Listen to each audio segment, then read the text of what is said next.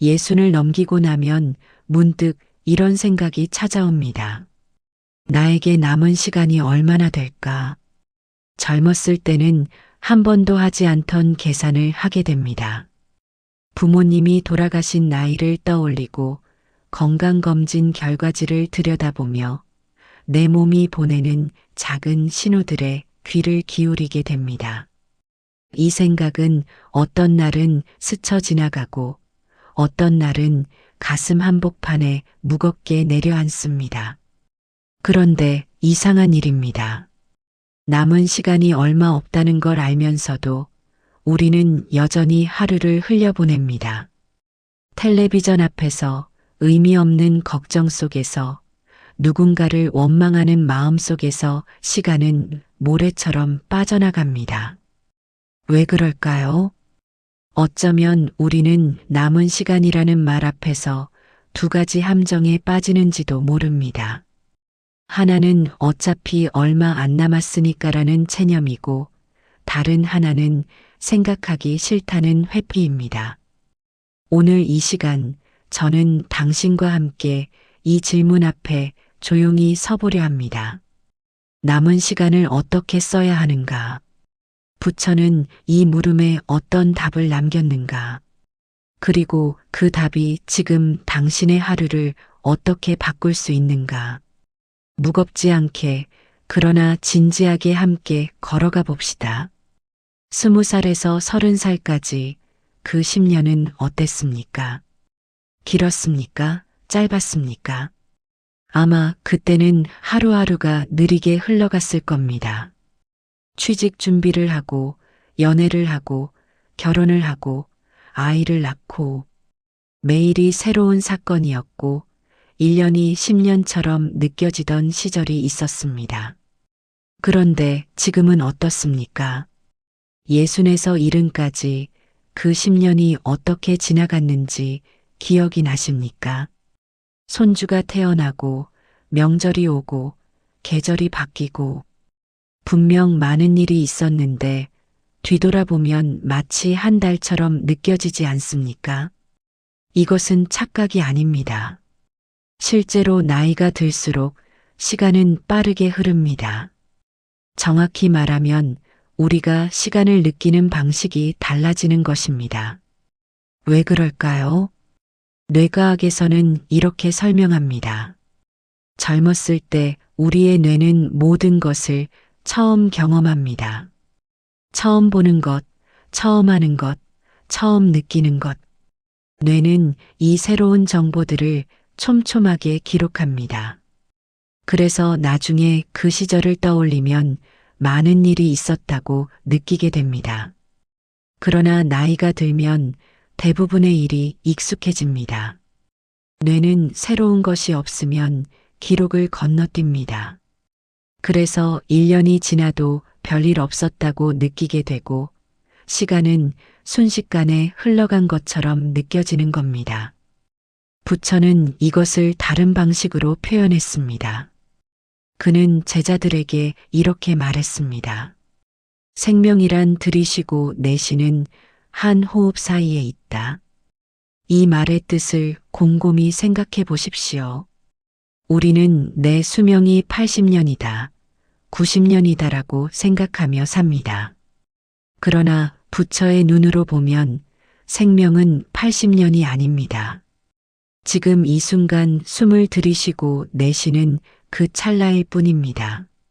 다음 호흡이 올지 안 올지 누구도 장담할 수 없습니다. 이것이 불안하게 들립니까? 그러나 부처는 이 말을 우리를 두렵게 하려고 한 것이 아닙니다. 오히려 그 반대입니다. 그는 우리가 먼 미래라는 환상 속에서 오늘을 낭비하는 것을 안타까워했습니다. 아직 시간이 많아. 내년에 하면 되지. 나중에 기회가 있겠지. 이런 생각들이 오늘 하루를 흐릿하게 만듭니다. 내일이 보장되어 있다고 믿는 순간 오늘은 그저 내일을 위한 준비 기간으로 전락해버립니다. 당신의 오늘은 어땠습니까? 오늘 아침 눈을 떴을 때 어떤 마음이었습니까? 오늘도 시작이구나라는 기대가 있었습니까? 아니면 또 하루가 왔구나라는 무덤덤함이 있었습니까? 부처가 말한 한 호흡 사이의 생명을 진정으로 이해한 사람은 아침에 눈을 뜨는 것 자체가 기적이라는 것을 압니다. 어젯밤 잠든 내가 오늘 아침 다시 깨어난 것, 이것은 당연한 일이 아닙니다. 그런데 우리는 이 기적을 당연하게 여기며 살아갑니다. 그리고 시간이 빨리 간다고, 하루가 금방 지나간다고 불평합니다. 시간이 빠른 것이 아닙니다. 우리가 시간을 느끼지 않으며 살고 있는 것입니다. 당신은 죽음에 대해 얼마나 자주 생각하십니까? 어떤 사람은 그런 생각하면 재수 없다고 하시고, 어떤 사람은 생각해봤자 우울해지기만 한다고 하십니다. 또 어떤 사람은 그냥 자연스럽게 받아들인다고 담담하게 말씀하시기도 합니다. 그러나 대부분의 사람들은 죽음을 생각하지 않으려고 애씁니다. 화제를 돌리고 다른 일에 몰두하고 텔레비전을 켜고 그렇게 죽음의 그림자가 다가올 때마다 고개를 돌립니다. 왜 그럴까요? 부처는 인간이 죽음을 두려워하는 근본적인 이유를 이렇게 설명했습니다. 첫째, 우리는 나라는 것이 영원히 존재해야 한다고 믿습니다. 태어나서 지금까지 나는 계속 있어 왔습니다. 어린 시절의 나, 청년 시절의 나, 중년의 나, 그리고 지금의 나. 몸은 늙고 마음은 변했지만 내가 나라는 느낌은 한 번도 사라진 적이 없습니다. 그래서 우리는 무의식 중에 이렇게 생각합니다. 나는 앞으로도 계속 있을 것이다. 죽음은 이 믿음을 정면으로 부정합니다. 그래서 두려운 것입니다. 둘째, 우리는 죽음 이후에 무엇이 있는지 모릅니다. 아무리 과학이 발달해도 아무리 종교가 답을 제시해도 죽음 이후의 세계를 직접 경험하고 돌아온 사람은 없습니다. 이 알 수 없음이 두려움을 증폭시킵니다. 인간은 모르는 것을 두려워합니다. 어두운 방이 무서운 이유는 그 안에 무엇이 있는지 모르기 때문입니다. 죽음도 마찬가지입니다. 셋째, 우리는 아직 끝내지 못한 일들이 있습니다.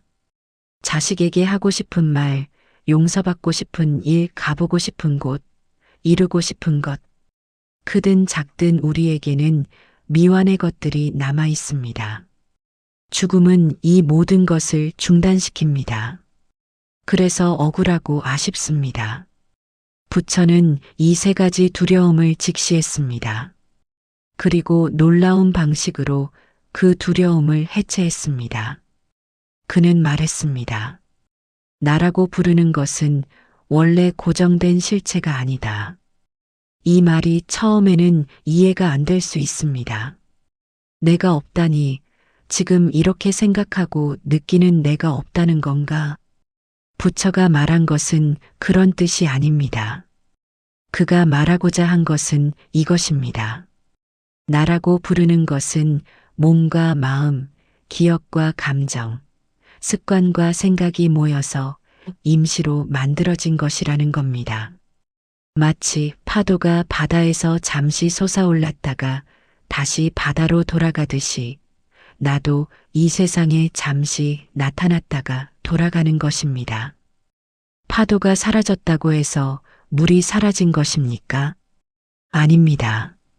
파도는 형태일 뿐 물은 여전히 있습니다. 부처는 이 비유를 통해 우리에게 말하고 있습니다. 죽음은 나라는 파도가 가라앉는 것이지 존재 자체가 사라지는 것이 아니라고. 이 관점을 받아들이면 죽음을 바라보는 눈이 달라집니다. 물론 이것을 머리로 이해하는 것과 마음으로 받아들이는 것은 다릅니다. 그러나 한 가지 분명한 것이 있습니다. 죽음을 회피하면 할수록 죽음은 더 큰 그림자로 우리를 따라다닙니다. 반대로 죽음을 직시하면 할수록 그 그림자는 옅어지고 오히려 삶이 선명해집니다. 부처가 죽음을 자주 이야기한 이유는 우리를 우울하게 만들기 위해서가 아닙니다. 죽음을 바라봄으로써 삶을 더 생생하게 살게 하기 위해서입니다. 만약 지금 당장 한 달 뒤에 생을 마감해야 한다면 가장 먼저 무엇을 하시겠습니까? 이 질문을 들으면 대부분의 사람들은 두 가지 방향으로 대답합니다. 하나는 하고 싶었던 것을 한다입니다. 여행, 맛있는 음식, 만나고 싶었던 사람, 버킷리스트라고 부르는 것들입니다. 다른 하나는 하지 못했던 것을 한다입니다. 사과하지 못했던 사람에게 사과하고 고맙다고 말하지 못했던 사람에게 고마움을 전하고 풀지 못했던 오해를 풀러갑니다. 흥미로운 것은 이 두 대답의 비율이 나이에 따라 달라진다는 점입니다. 젊은 사람들은 주로 첫 번째를 말합니다. 번지점프, 세계여행, 꿈꾸던 일에 도전. 그러나 나이가 들수록 두 번째의 비율이 높아집니다. 해보고 싶은 것보다 하지 못한 것이 마음에 더 크게 남기 때문입니다. 후회는 어디에서 오는 것일까요? 부처는 이것을 두 개의 화살로 설명했습니다. 첫 번째 화살은 피할 수 없는 것입니다. 늙음, 병듦, 이별, 죽음. 이것은 인간이라면 누구나 맞게 되는 화살입니다. 부처조차도 이 화살은 피하지 못했습니다. 그러나 두 번째 화살은 우리가 스스로 쏘는 것입니다. 왜 그랬을까? 그때 그렇게 하지 말았어야 했는데 다시 돌아갈 수만 있다면. 이 화살은 첫 번째 화살보다 훨씬 더 아픕니다. 후회는 바로 이 두 번째 화살입니다. 문제는 우리가 이 화살을 매일 수십 번씩 자신에게 쏘고 있다는 점입니다. 아침에 일어나서 지난밤에 한 말을 후회하고 점심을 먹다가 작년에 있었던 일을 떠올리며 한숨을 쉬고 밤에 잠자리에 누우면 수십 년 전의 일이 떠올라 잠을 설칩니다. 부처는 물었습니다. 이미 지나간 일을 100번 후회한다고 해서 그 일이 달라지는가? 달라지지 않습니다. 당연히 달라지지 않습니다. 그렇다면 후회는 무엇을 위한 것입니까? 여기서 중요한 구분이 필요합니다. 후회에는 두 종류가 있습니다. 하나는 배움으로 이어지는 후회이고 다른 하나는 자책으로 끝나는 후회입니다. 배움으로 이어지는 후회는 이렇습니다. 그때 그렇게 해서 일이 잘못됐구나. 다음에는 다르게 해야겠다. 이런 후회는 잠깐의 아픔을 주지만 곧 행동의 변화로 이어집니다. 그러나 자책으로 끝나는 후회는 다릅니다. 그때 왜 그랬을까? 나는 왜 이 모양일까? 다 내 탓이다. 이런 후회는 끝이 없습니다. 같은 장면을 수백 번 되돌려 보면서 우리는 스스로를 채찍질합니다. 부처는 말했습니다. 과거에 머무르는 자는 지금을 잃는다. 지금 이 순간 당신의 마음속에 어떤 후회가 살고 있습니까? 10년 전의 일입니까? 30년 전의 일입니까? 아니면 어제의 일입니까? 그 후회가 당신에게 무엇을 주고 있습니까? 배움을 주고 있습니까? 아니면 고통만을 주고 있습니까? 만약 더 이상 배울 것이 없는 후회라면 이제 그 화살을 빼낼 시간입니다. 물론 쉬운 일이 아닙니다. 오래된 상처일수록 살과 함께 엉겨붙어 있습니다. 그러나 부처는 방법을 알려주었습니다. 그 방법은 다음에서 이야기하겠습니다. 불교에서 가장 자주 듣는 말 중 하나가 놓아줘라입니다. 집착을 놓아줘라. 욕심을 놓아줘라. 과거를 놓아줘라. 그런데 이 말처럼 듣기 쉽고 실천하기 어려운 말도 없습니다. 놓아주라니, 그게 말처럼 쉬웠으면 벌써 놓았겠지. 잊으라고 해서 잊어지면 내가 왜 이렇게까지 괴롭겠나. 놓으라는 건 결국 포기하라는 거 아닌가. 맞습니다. 이런 반문은 당연한 것입니다.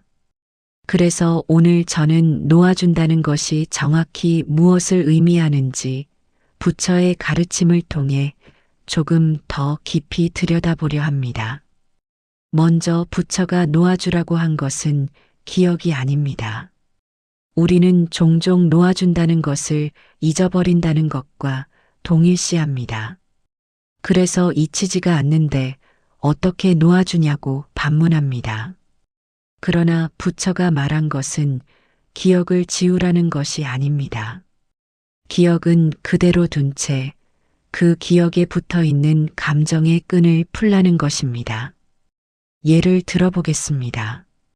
30년 전 형제 간에 큰 다툼이 있었습니다. 유산 문제, 부모 봉양 문제.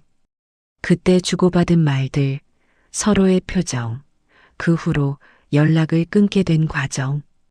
이 모든 것이 아직도 또렷하게 기억납니다.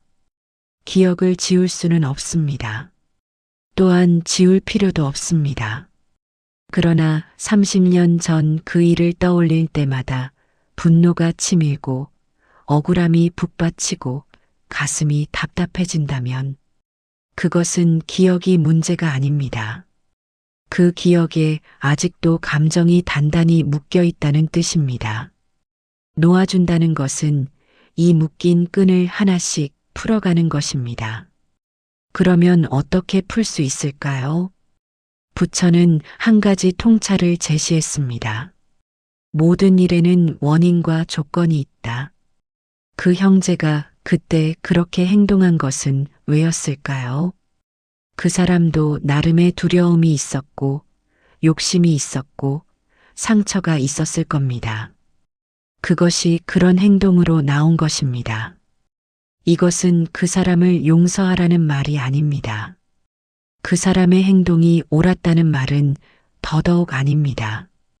다만 그 사람의 행동이 무에서 나온 것이 아니라 수많은 원인과 조건이 모여서 나온 것이라는 점을 이해하면 우리의 분노는 조금 그 힘을 잃습니다.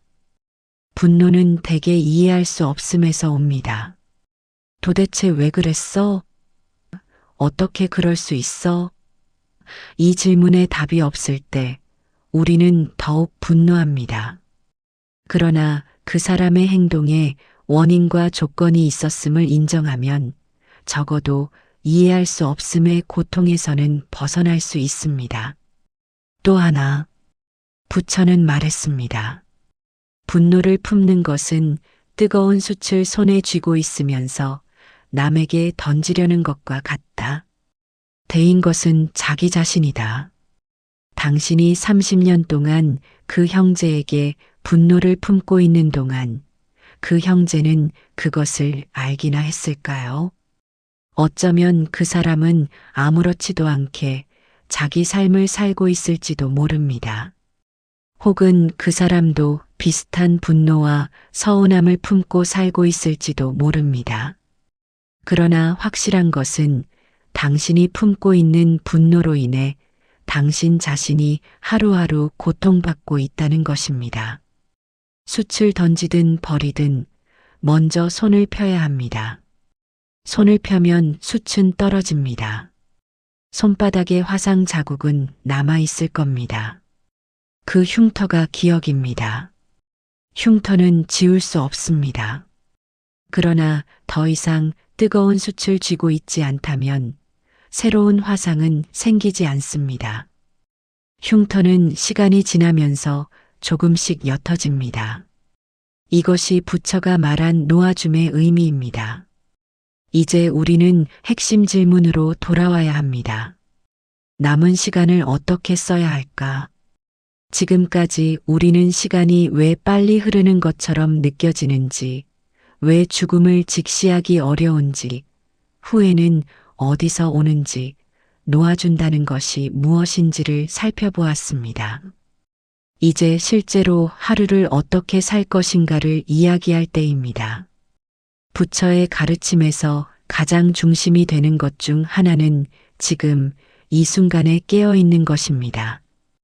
이것은 명상을 하라는 말이 아닙니다. 특별한 수행을 하라는 말도 아닙니다. 다만 지금 이 순간 내가 무엇을 하고 있고 무엇을 느끼고 있고 무엇을 생각하고 있는지를 알아차리라는 것입니다. 예를 들어보겠습니다. 아침에 밥을 먹을 때 당신은 무슨 생각을 하고 있습니까? 밥맛을 느끼고 있습니까? 아니면 오늘 할 일을 생각하고 있습니까? 어제 자식에게 들은 말이 아직도 마음에 걸려 있습니까? 아니면 다음 주 병원 예약이 신경 쓰입니까? 몸은 밥상 앞에 있지만 마음은 다른 곳에 가 있습니다. 이것이 우리가 시간을 느끼지 못하면서 사는 방식입니다. 몸은 현재에 있지만 마음은 과거나 미래에 가 있습니다. 그러니 하루가 끝나도 오늘 무엇을 했더라 기억이 잘 나지 않습니다. 부처는 말했습니다. 과거는 이미 지나갔고 미래는 아직 오지 않았다. 오직 현재만이 진정 살아있는 순간이다. 이 말을 다시 한번 곱씹어 보십시오. 과거는 기억 속에만 존재합니다. 미래는 상상 속에만 존재합니다. 진짜로 존재하는 것은 오직 지금 이 순간뿐입니다. 그런데 우리는 진짜로 존재하는 이 순간을 자주 놓치고 존재하지 않는 과거와 미래의 마음을 빼앗깁니다. 남은 시간을 어떻게 쓸 것인가? 대단한 계획을 세울 필요가 없습니다. 버킷리스트를 작성할 필요도 없습니다. 지금 이 순간에 조금 더 깨어 있으면 됩니다. 밥을 먹을 때 밥을 먹고, 걸을 때 걷고, 손주와 이야기할 때 손주의 얼굴을 제대로 바라봅니다. 이것이 시간을 늘리는 유일한 방법입니다. 앞서 말씀드렸듯이 시간이 빠르게 흐르는 것처럼 느껴지는 이유는 뇌가 새로운 것을 기록하지 않기 때문입니다. 그러나 우리가 매 순간에 깨어 있으면 뇌는 그 순간을 새로운 경험으로 인식합니다. 똑같이 산책을 해도 생각에 잠겨서 걷는 것과 주변을 느끼며 걷는 것은 다릅니다.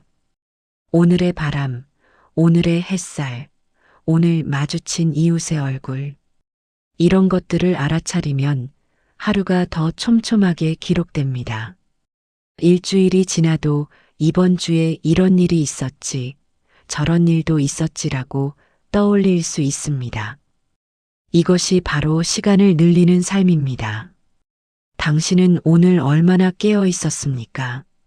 임종을 앞둔 사람들이 가장 많이 하는 후회가 무엇인지 아십니까? 호스피스 간호사들의 기록에 따르면 다음과 같은 후회들이 반복적으로 나타납니다. 남들의 기대에 맞춰 살지 말고 내 삶을 살 걸. 그렇게 열심히 일만 하지 말 걸. 감정을 솔직하게 표현할 걸. 친구들과 더 연락하며 지낼 걸. 나 자신을 더 행복하게 해줄 걸. 이 5가지 후회를 자세히 들여다보면 공통점이 있습니다.